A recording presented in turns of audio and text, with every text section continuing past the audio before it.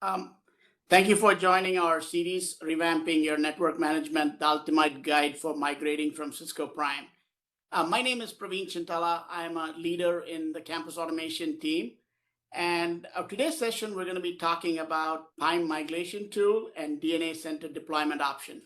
So we're going to give you a touch of the different options we have within the, Prime Migration, like the PDART tool and the PTMT tool that help you migrate from Prime to other platforms. And at the same time, we're going to take you through a journey around the different DNA Center deployment options. The DNA Center comes in different forms. It comes as an appliance, comes in virtual environments, and it also comes in AWS. So we'll be talking about all of those options. So with that, I'm going to introduce our speakers today. We have two of our TSAs, Technical Solutions Architects, that are going to be presenting today. One is Alphonsine Anderson. She's a TSA in the campus automation team. And she's joined by Raymond Geyer, who's a wireless TSA, who's part of our wireless COE operation. So with that, before I let Alphonsine take over, I do want to talk a little bit about the upcoming schedule. This particular series, Revamping Your Network Management, is a 5-part series. We started the first one on May 17th, which talked about infrastructure and migration options, and then followed today by the tools. And then we have one on the 14th, which we talk about use cases and benefits of DNA Center. On the 21st, we're going to be talking about cloud monitoring for Catalyst, which is one of the options from migrating from Prime. And then finally, we'll close off on the 29th with a full stack Meraki option from migrating from Prime. So we do have a full series here. It starts the series restarts again on July 12th and ends on August 16th. So if you missed any of these sessions, you can come back and catch it in the run 2 of the sessions. We will also be posting the recordings and all of the other good content that comes out of the session in our YouTube channel. It's called Unplugged Connectivity channel. You can go into YouTube and search for Unplugged Connectivity and then subscribe to the channel, and you'll be able to get all of the recordings from there. And the last thing I want to say is once the session is complete, there will be a survey that will pop up. It's a quick 3 to 4 question survey. Please take a few minutes to answer that survey. It helps us improve these sessions moving forward. With that, I'm going to pass it off to our first speaker, Alphonsine Anderson. Please take it away. Awesome. Thank you, Praveen, for that introduction and the information. So here's the agenda that we're going to be covering today.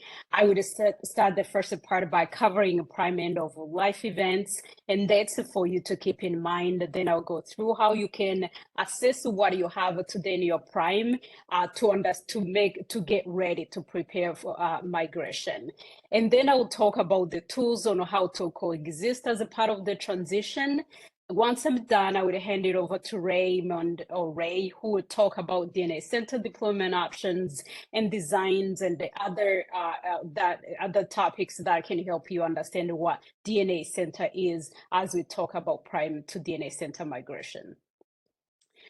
So I'm assuming that you may have seen this slide or you may have heard about it, but if this is new to you, we announced the Prime end of life on March 31st this year. The version 3.10 is going to be the last one, so there won't be any new versions. But don't worry, you can still purchase a Prime until end of September this year. However, we want to encourage you to start thinking about migrating off of Prime, and that's why we're here to give you tools to get you started. There are other dates that you want to keep in mind. It's end of software maintenance release, which is September 2023, and the end of PDART support. That's where it's September 2024, and then the last day of support, which is September 2028. So that's a date to keep in mind. So as we dive deep, why are we talking about migrating from Prime to DNA Center, and why is it important? Traditional ways of managing our networks continue to face the challenges in the digital era, and it's hard to keep up.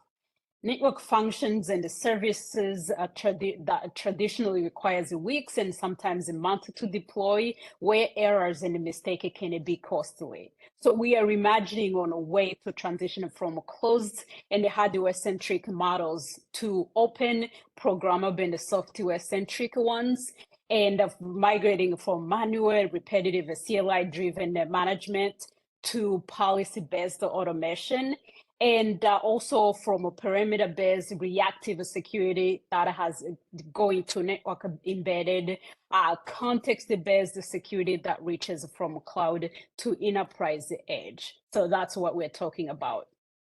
So now, as you think about migrating, so what are your options here? So all these sessions that Praveen shared at the beginning of 5 sessions that are a series are talking about these 3 options.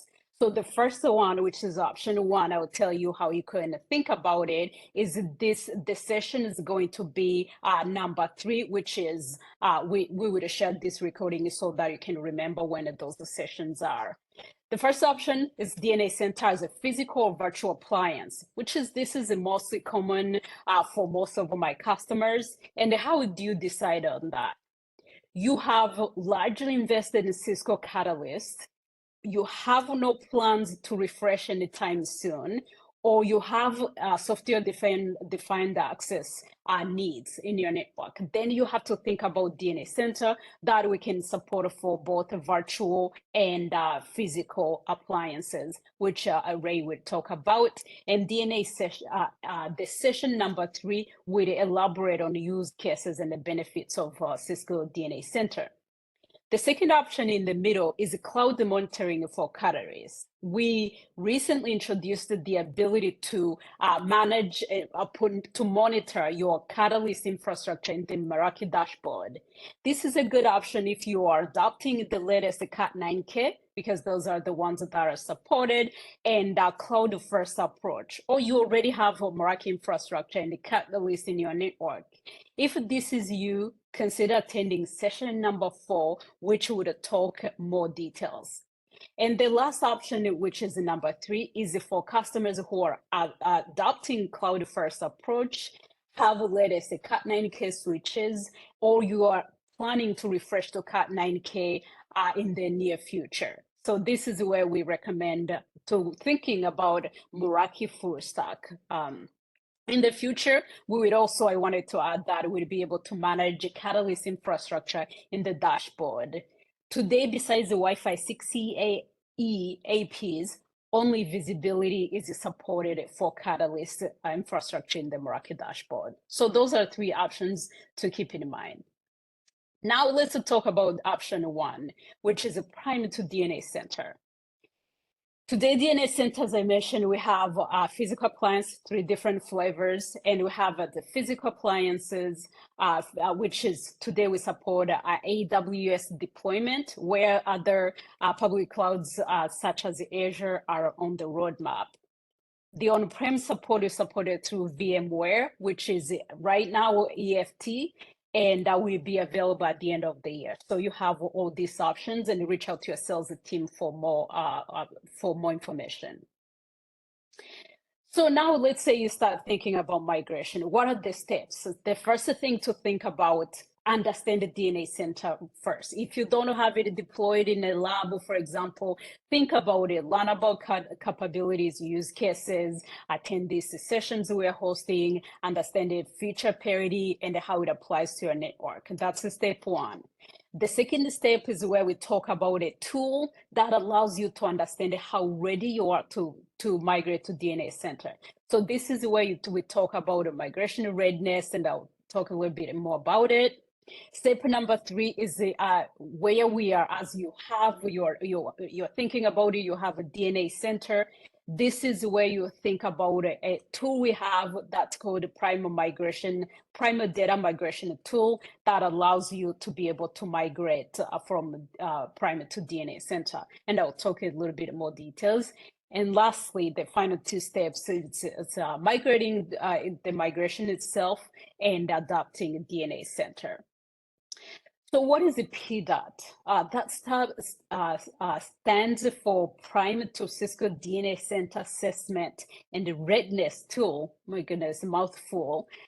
This tool enables you to be able to see where you are, your use cases, network devices, reports, and the scale of your infrastructure in Prime and what you need from a DNA center perspective and how ready you are. So as you go through it, which I have a report that I will share shortly, is that you are able to really understand where you stand and how ready you are.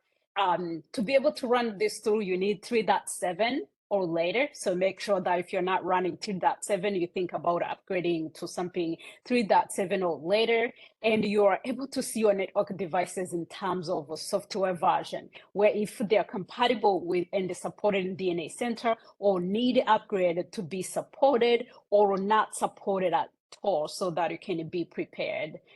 The use cases also show you what use cases you have in Prime, which ones that you have that are supported in DNA Center, ones that are on the roadmap, and one that are not going to be supported. And lastly, you are able to understand the network infrastructure size that you have in your Prime, which size of the appliance you need in your DNA Center.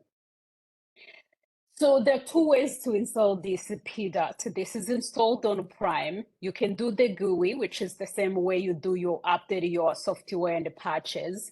This method requires a reboot of your Prime instance.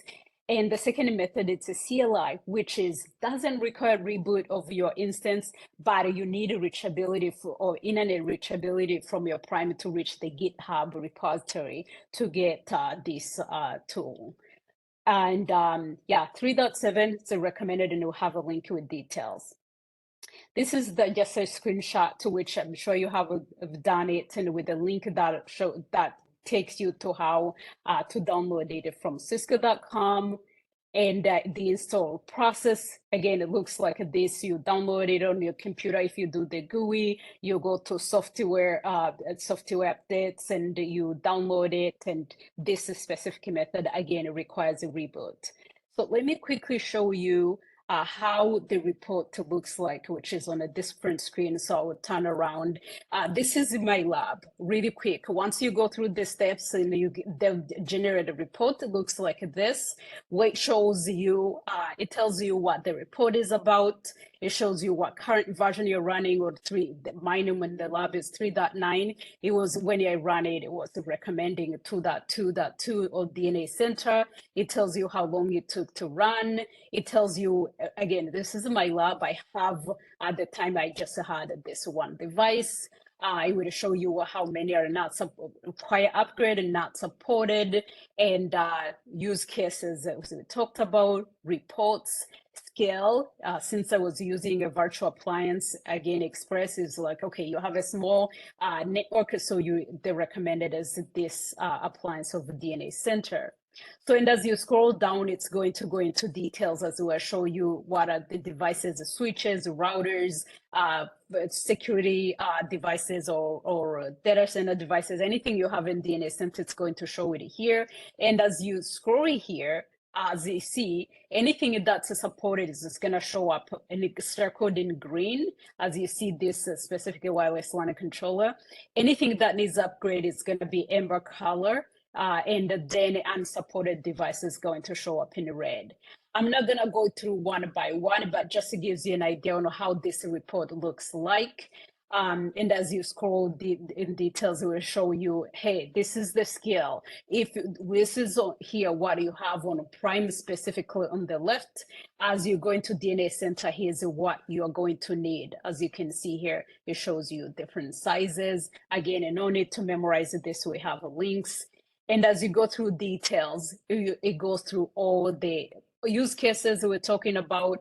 Anything in green is supported in DNA Center. Anything in the inventory that's perhaps as you amber, it's on the roadmap, as you can see here.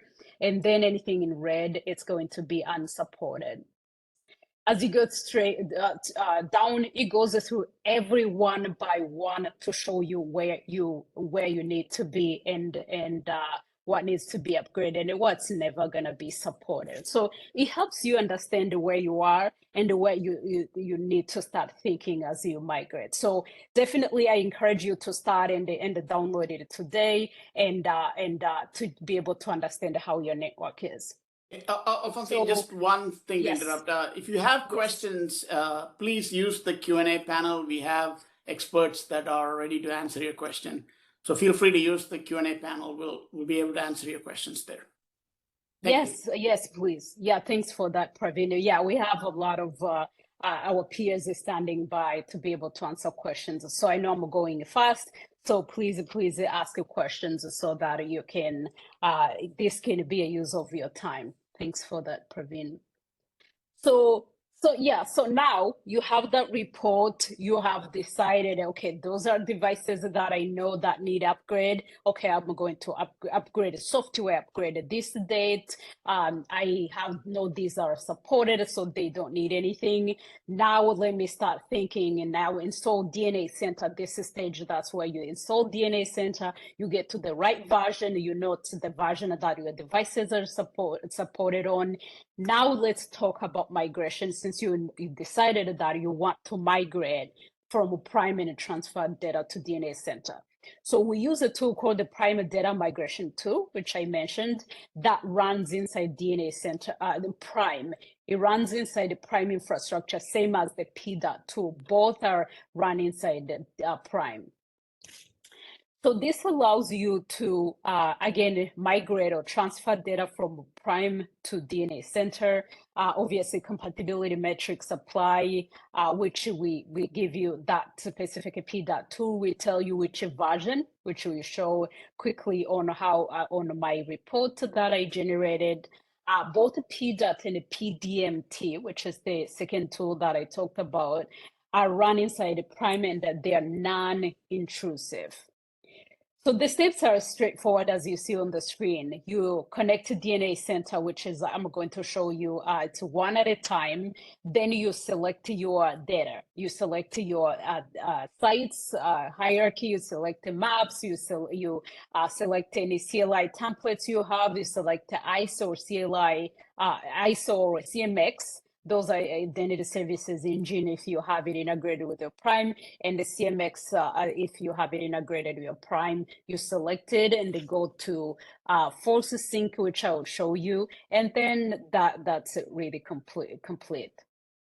One thing that's important to note so that you're aware, only maps, topology, devices configuration, CLI templates, ICE and CMX information can be migrated. Anything not noted here on the screen cannot be migrated between the two. So what are the steps? To launch the process, again, the tool runs inside the Prime. You go to the tool itself on the bottom left, as you see on my screen, and it's going to launch the ability over port 8078. It launches this browser to the Prime Data Migration Tool. It brings up a DNA Center, the ability to add a DNA Center. As you see on this screen, you can integrate a multiple DNAC with one Prime and vice versa, but only one instance at a time, as you see on this screen. So if you put the right information in the admin credentials, then the DNA Center is reachable from here, from Prime, then you get a next ability, which is green. If it's not reachable, it's going to throw an error. Then you get options to select whether you need to sync changes between the two Prime and DNA Center and select the appropriate information. I have another slide that blows this and zooms in to talk about sync and false sync and a dynamic sync, which I'm going to talk to a little bit later. So as you see here, this is the first step. When you enter the DNA center, this is where you selected the hierarchy. You are able to, on the left, you see building marked for migration, which I just selected it. And then you are able to see on the right, the under group movement log, things that anything you selected, area, building floors, or are sent and seen as different side elements as you see it. Two options you see on this screen that we have available. It says on the bottom left, you see select the DNAC parent, which allows you to see where your sites are, where you want your sites to be in DNAC. So you can be able to select and be like, oh, I wanted this Colorado site to be under this specific area. So you can be able to customize it as you do migration. And you're also on the top right corner where you see you have the ability to create a DNAC site builder where you can create a new site as you're doing migration. If you have a CMX or IC, here's where you're able to select them and add the credentials. If you have a CLI templates, you're able to select them here. If you've migrated before, they will show up under already migrated or new ones you see under update. So you can be able to do that. And then this is a really quick summary on how that looks like. So it's going to show you groups or maps. It would show you devices. You're able to see maps and be able to see CLI templates and be able to see sync settings. All this, every item you add, it's going to allow you to add, delete, or replace between the two. So that's something you're able to do. So next, you are able to watch as the migration is being executed here. If it fails, it's going to stop right there. But if it's successful, you are able to continue to see green checks coming in like this, where you're able to see how long it took. And if it fails, for example, the whole process stops, you can go to DNA to Prime audit dashboard. You're able to filter by DNAC sync task, and you can see where things didn't work out or went wrong and what happened. So that's the end of it. So now let's talk a little bit. If you have a legacy devices and you're like, okay, they're not supported in DNA Center, but they're supported in Prime. So I want to run it a little bit longer as I transition and do a refresh. So what do? The good news is you can run them in a pair, which is coexisting. How does that look like? So this is the page I told you that I would have it as zoomed in. As you can see, the top, it says, it allows you to select to select where you can be able to dynamically enable automatic synchronization between the two, which allows you to, as you make changes in Prime, I'll show you which ones, they get replicated to DNA Center. Some of them automatically, which is we call dynamic sync or automatic sync, or manual sync, where you go through the whole process I just showed it to you. So once you check the top one, you are able to, the below that says include newly added data during dynamic sync, that once you check it, again, there are changes you are going to make on it, but let's say you need to create a new map and things like that, you are able to be able to see it in a DNA Center. So I'll show you how that looks like and what that gets transferred over. So into details, what I just said, what is that? So automatic synchronization, where you see that, again, that's me adding, if you already migrated a site, you can, any changes you make on a building or floors, for example, get dynamically synced to DNA Center. So if you add or delete a site in a Prime, or you add or delete a building, or you add or delete a floor within the migrated hierarchy, you already migrated once, but again, you're running them as in a coexistence. If you make those changes I just made and you already migrated, it's going to dynamically sync on the other side. Same as if you add or delete a network device, Again, you don't need to hit another sync. Those steps I just went through, it goes into DNA Center. Manual sync means that you have to go through the steps that I just went through. An example of what that is, if you add a new site, brand new, not within the migrated, a new site, an AP to the floor or placement, a CLI template, or you add a new CMX or ICE, any of this, you would have to go through the steps that I just went through, force sync, and then it goes to DNA Center. So in either one of these, remember, this is a one-way communication. Prime can you can make changes on Prime that get reflected on DNA Center, but not vice versa. Same way, if you make a change on a DNA Center, for example, you delete a site that you previously migrated. If you try to migrate to do the migration again from Prime, it's going to throw an error because you went ahead and deleted on DNA Center, and the DNA Center doesn't replicate it back. So keep in mind, if you decide to this is one way. And last one is that there are two ways. So as I talked about Cisco Prime and the DNA Center, where do you make changes if you're coexisting them? So it's important that you understand where you make changes, as I mentioned. Important, only make changes in Prime and not on both. So you can make changes in Prime and things like that, and the DNA Center use it to view, to be able to do this. So you keep that in mind as you view things like assurance, device details, site hierarchy, visibility, inventory, and the EOX. It's laid out better in DNA Center. So you can use that, but any changes you make it on Prime, and do either it would be dynamically synced, or you have to manual force sync to be able to transfer it. So you keep that in mind. So the last two slides is to talk about best practices. Again, you're about to migrate. So if you keep this in mind, it's important that your Prime infrastructure is running the recommended releases, which we have it on cisco.com, which version of that you need. And the compatibility matrix details it has, on, if you go to cisco.com and say Prime to DNAC, migration compatibility matrix, it has all details, so you don't need to memorize it. You can integrate only one DNA Center at a time, which we already talked about. You can integrate a multiple, but just one Prime and one DNAC at a time. Your groups maps and without GPS location, that would be ignored if you try to migrate it. Prime didn't enforce it, but DNA Center does. So it's important to keep in mind that GPS location values have to be added before you migrate from Prime to DNA Center.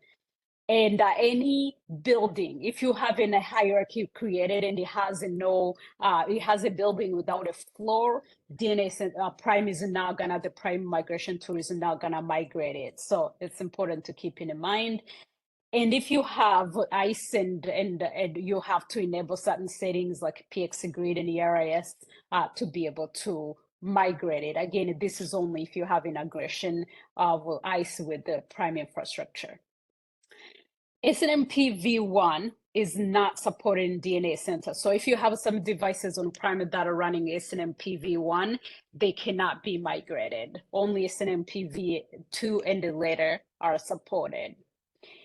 Also, once you migrated SDMX and ICE to DNA Center through that process I showed it to you, it would no longer be managed by Cisco Prime infrastructure. So keep that in mind. And any legacy devices that says not supported by, that says it's a legacy device, in DNA Center, it might show up as unsupported Cisco devices. Ray would talk about what do you get from legacy devices, end of life or non-end of life once you migrate them, what do you get, but it might show up as unsupported Cisco device. Only CLI, again, to emphasize, maps, topology, devices, and configuration, as well as the ICE and the CMX information can be migrated. Anything that is not mentioned here cannot be migrated. So that's really something that is important to keep in mind as you are thinking about migration. Last slide. So just encouraging you again, this is a lot of information at the same time. You might be seeing it for the first time.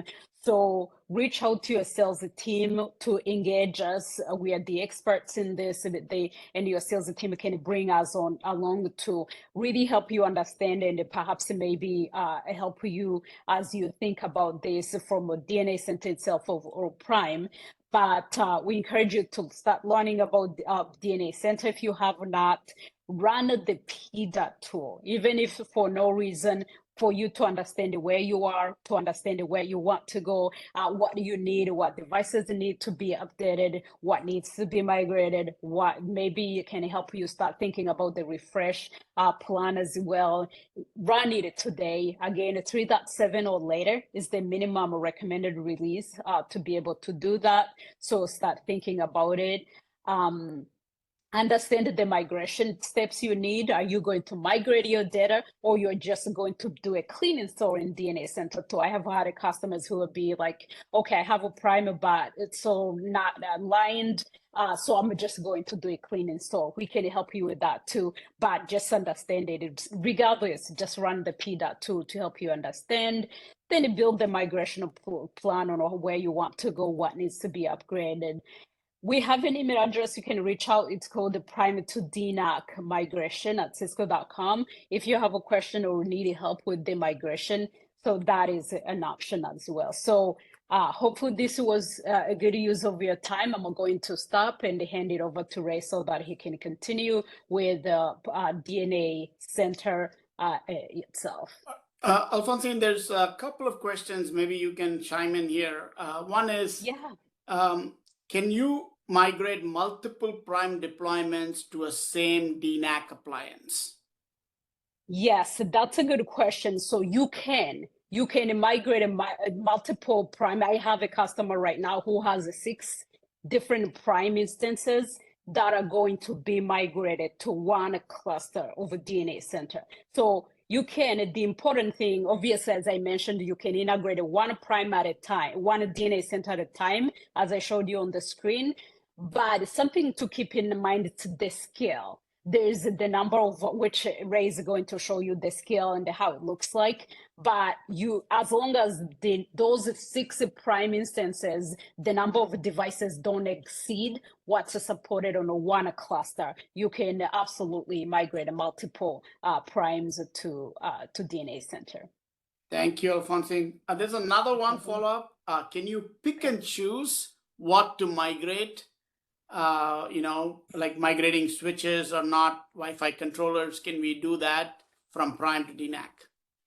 Yeah, you can. So, and those steps that I did, yes, you can pick and choose which devices. As you saw, as I went through those steps from a devices perspective, you can choose which hierarchy. So now, if you choose a hierarchy, you go by site. If you choose a hierarchy, if you say the 3rd floor is what I need, you have to select that 3rd floor and it goes with everything that comes with it.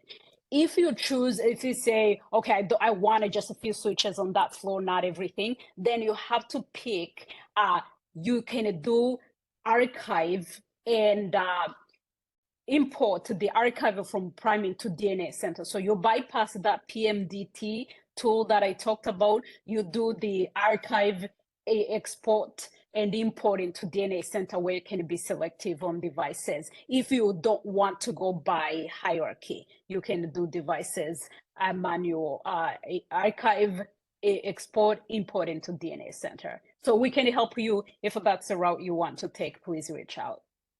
Thank you, Alphonsine. No problem. Go ahead, Ray. Thank you. Take it away, Ray. All right. Thank you, Alphonsine. So I'm going to start by going over some design options and scenarios for the DNA Center platform. So DNA Center has a few different form factors. We do have the physical appliance, and we have 2 virtual appliances, one being the AWS public cloud version, and then we have the on-prem VM ESXi appliance as well. The on-prem will be available second half of 2023, but it is, it's in the works, and it is coming. So just to show the scale of the different appliances that we have. So we have the medium, and goes all the way up to the XL. Now, each one of these has more core processors, more horsepower. So obviously, the more behind it, the more devices, the endpoints, switches, APs, controllers, the more things we can manage. So one thing I do want to point out over here is we do have a 3-node option, where not only does this give us high availability, but it does increase the capacity, the scale of by quite a bit, of all the devices that we can support. So I'll get into the HA piece, but I just wanted to point out that it's more than just the HA. It does give us increase in scale of devices we can manage. So the AWS version, it is nice in the fact that you don't have to buy an appliance. There's no physical device you have to buy. There's no cost for the software. Support is optional, but I just want to point out that without support, you don't get upgrades and you don't get tax support. Another nice thing is the AWS has native high availability built into its platform. So you can see here, there's the VM specifications. But what I want to point out is it does have full feature and device support parity of the medium 44-core appliance. So that's 25,000 endpoints, 5,000 devices, and 1,500 sites. But it does have feature parity of the medium appliance. Now, similar is the VM ESXi version. Once again, there's not an appliance that you purchase from Cisco. There's no cost for the software, only the support. So over here are the specifications for the virtual machine as well as the server, and features and scale. This will be the same scale as that medium 44-core appliance, and the software parity will be 233 and above. Now, once these evolve, the scaling will increase, but first, the first rev of this will be in parity with the medium appliance.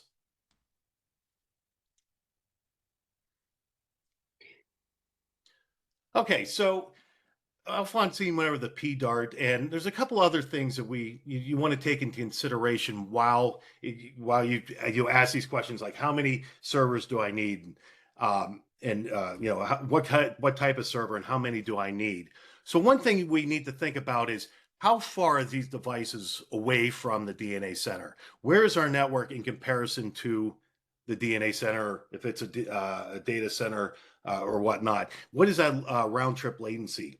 If it's over 200 milliseconds, we have to consider having regional DNA center instances. So for example, I have a network in the US, I have my DNA centers in the US, but now I want to bring over my European network. Now, if it's over that 200 millisecond latency, we will have to have a European DNAC instance as well. Another thing we need to consider is how many devices, how many site elements, how many things are we going to manage? Once we have that number, then we can decide if we do need a medium, do we need a large, or the XL appliance. And then lastly, what is our failover requirements? How redundant does my management system need to be? Do I want to have continuous availability within a data center? And in that case, we would need the HA design.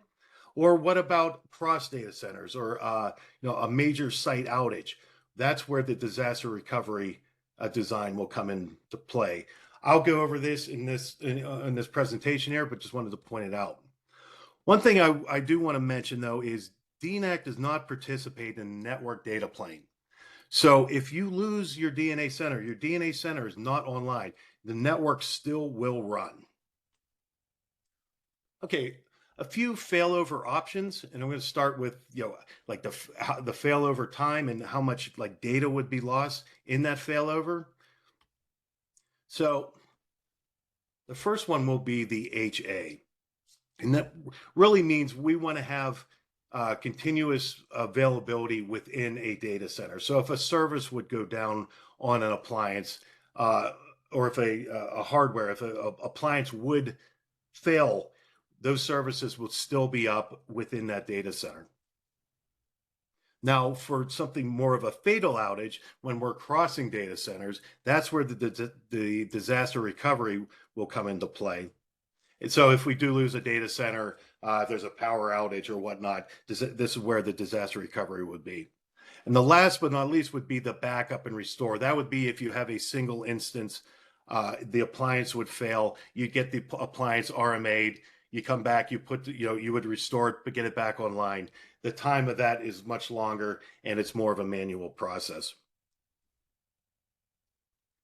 Okay, so how many servers do I need for each one of these options? So in a high availability, we need a three-member node or three-node cluster within a single data center. For disaster recovery, we would need at least one instance within data center 1 and then data center 2. Then a backup and restore would be simply just a single appliance. But now if we want to get the full high availability and disaster recovery, this would require a three-node cluster in data center 1 and data center 2 for a total of 6 appliances. Okay, so let's focus now on the high availability design. So the idea of the three-node cluster is to minimize downtime. So a three-node a cluster, an HA cluster, consists of 3 individual appliances, 3 nodes, which communicate and replicate information across each other, like automation, configuration, and like security certificates. When you upgrade, you upgrade it through the DNA Center UI cluster IP. So you upgrade the one, and then it's pushed to the other nodes within the cluster. So you're only doing one upgrade. Couple requirements I would like to point out, though, is they all have to have the same amount of cores. So if this node 1 is an XL, node 2 and node 3 need to be an XL as well. And also, when you're configuring this, when you're creating this cluster at first, each one of these appliances need to be on the same software revision in order to create this cluster. Then a couple latency stats for you. There has to be a 10 millisecond latency between these 3, and then a 10 gigabit per second bandwidth between the 3 within the cluster. So in case of a software failure, let's say a service would go down on the second node. The system would try to restart it. If the service does not come back, it will be started on one of the two existing nodes within the cluster for minimal downtime. Another protection is against hardware. So let's say we did lose an appliance. Those services on that appliance would then move over and be started on the two remaining appliances as well. Now, one thing I want to point out too is if we happen to lose 2 appliances, that cluster is considered down. It is considered offline. So in order to have a cluster still active, you need to have at least 2 of the 3 running. And this is all visible through the high availability dashboard within DNA Center. So you can see if the high availability is configured and active, and then you can see which appliances are available in the cluster. So disaster recovery. So now we talked about the HA. So we have our 3-node cluster in the main data center. Then we have a 3-node cluster in a second data center in our backup data center. But now what we're doing is introducing what we call this witness node. So the witness node is now listening to see see if that main one is still online. If we happen to lose that data center, the witness will then tell the network to start routing your traffic or move your traffic over to the secondary because the main data center is now down. So what is this witness node? So it's a small OVA that is put on the network. It has to be on-prem. It cannot be a cloud platform. Basically, it's listening. It's kind of that middleman to make sure that the main the main cluster is up, and if it's not, it will tell this network to move over to the secondary. Really, just to avoid any split brain scenarios happening within the network. One recommendation is not to have it or co-locate it within one of the data centers with a DNA center instance. If you lose that data center and you lose the witness node, the disaster recovery will not work as planned.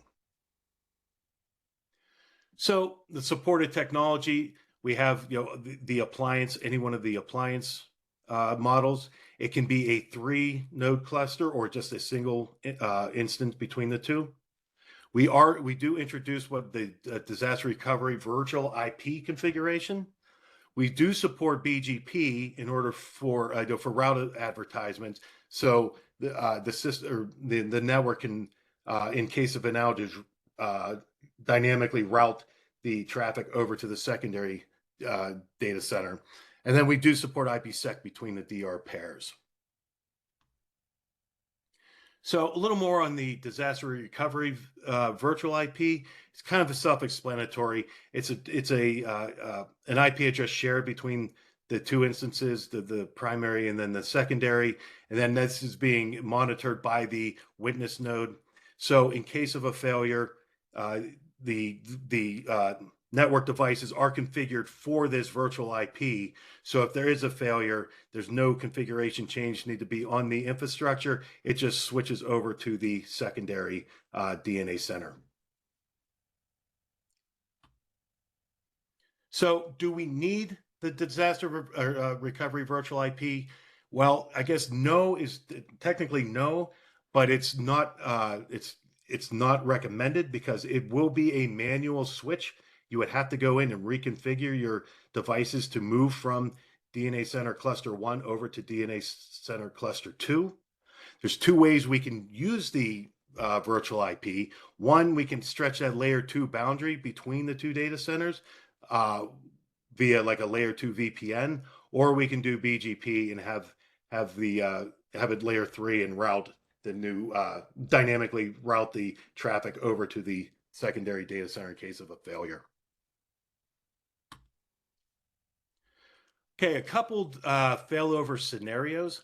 So let's say we do have like a main site failure. You have a data center that would go down due to power outages or whatnot. So the failover happens automatic using that witness node. Now, when you fail it back, it is a manual configuration. But what is synced between the two is your configuration. So once that failure happens, whatever configuration from the last sync is where the secondary will start off. Assurance information does not fail over due to latency and bandwidth restraints. So once data center 2 picks up, that's when the assurance will start collecting data. All the historical information that was on data center 1 will not be on this cluster. You can do a backup and restore, or restore from backup over to data center 2, but assurance information will just start at the time of the failover. In case of a node failure, so this will have no effect on the DR because, like we talked about earlier, if I lose an appliance within a 3-node cluster, those services are just redistributed over to the open or the up appliances. So no DR events will happen because it's just the intra data center failure. Now, in case of a link failure, both clusters are still up, but the witness node cannot talk to the main data center, the primary data center. So it assumes that it's down. So we're going to switch. It's going to tell the network to switch over to data center 2, like I said before, so we don't have any split brain scenarios. But as far as the events that happen will be just like a main site failure. Now, this is more for your reference when you receive these slides, but they're like latency numbers and bandwidth numbers, failover times and whatnot. I won't spend time on that now, but this is just more for your reference. And just to kind of compare, since we're talking about migrating from prime infrastructure over to DNA Center, I just wanted to point out how the difference, how prime infrastructure did high availability compared to DNA Center. This was a very simple, active standby with a heartbeat in between. If that heartbeat was lost, it would fail over, automatic to the standby. It's similar to DNA Center. It's a manual fail back to if the active would fail. There's no clustering was involved with prime infrastructure, no witness node, for that inter data center high availability or redundancy. Really, DNA Center is just more a robust solution than prime was with as far as redundancy. Okay, moving on. We're gonna focus on this more in later sessions, but I just wanted to point out the day 0 to day n capabilities within DNA Center. I mean, we have these 4 pillars that DNA Center is built off of. We have the AI ops, which is the assurance, which is that end-to-end visibility, the artificial intelligence, machine learning, machine reasoning, that visibility we didn't have within Prime. We now have within DNA Center. The NetOps is the automation, the workflows, the software image management piece of DNA Center. The SecOps is how we implement our zero trust architectures like SD access for micro and macro segmentation, our Stealth Watch and Umbrella integration. And then DevOps is the open APIs and the SDKs where we can integrate with our partner ecosystem and third party applications. So this is just showing some of our partner ecosystem as of today. We have integration with ServiceNow, Infoblox, BlueCat, just to name a few, and obviously all the Cisco hardware infrastructure applications. Cisco on Cisco is all integrated within DNA Center. Okay, so I'm going to move over to the feature parity with Prime. So these are all the top use cases that Prime used and our customers wanted to see over in DNA Center. And as DNA Center has evolved through, as the new code revisions have come out, and that, as it's evolving, we're about 90% parity with these use cases from Prime. And just kind of dig in a little bit more, you can see here, like reporting with 235, which is the latest revision that just came out. We're at 90%. Compliance, we're at 90%. Assurance, we're at 95 to 90%. The maps, not only are we, that's a very popular thing with Prime infrastructure for wireless, where you can see your RF coverage on the floor. Not only are we with parity with Prime, we introduced 3D maps. So we kind of gone, above and beyond what Prime had for us. And the automation and SWIM, we're all at that 95%, if not at 100% of what, those use cases that were very popular with Prime. So we're at the point now where if you are a Prime customer and those top use cases apply to you, you are ready for a migration over to the new DNA Center. So for older, just Alphonsine mentioned this earlier, but DNAC support for older devices. So if you have a Cisco end-of-life devices out there, DNA Center will recognize and we'll see them. It's really meant for visibility. So before you refresh, it will show up in our inventory. You can discover them. It will be visible. You will see them. But as far as the full capable features and what DNA Center really brings, like you won't have the AI ops, you won't have the assurance, but you will be able to see the devices. Then end of life, or not end of life, you get basic capabilities, but the idea is they're running out of time. We want to get visibility of it. We want to, be able to see them and just, long enough, and so we can move over to, start refreshing our infrastructure. Then with third-party devices, it's really, are they there? We know they're there. Are they up? Are they online? Very limited visibility, but we see them and we know that they're on your network. Then last but not least, these are really the differentiated use cases that DNA Center have over Prime. Now, I don't want to read all these to you, but just to point out some of the main ones. We have RMA workflows. We have device refreshes, rolling AP upgrades. We have proactive sensors that you can put out on the floor and do tests, proactive tests to make sure that your RF and your network's running correctly. Then going back to the integration of the ecosystem, we integrate with ServiceNow. We can do Ansible and Thousand Eyes integration. But then the assurance piece, this is really, being a wireless engineer, I think really where DNA Center shines is we have this visibility we did not have with Prime. We have that artificial intelligence and machine learning analytics. We have issue suggestions and remediations. A lot of visibility that Prime infrastructure just did not have, but we now, it is now available to us with DNA Center. So with that, I'm going to hand it back over to Praveen, and I appreciate your time. Thank you, Ray. Thank you, Alphonsine. This concludes our session for today. We will be sending the recording and presentation through email for everybody that registered for the session today. And also just a quick reminder, we do have other sessions in this series. Please, register and learn about all the other migration options.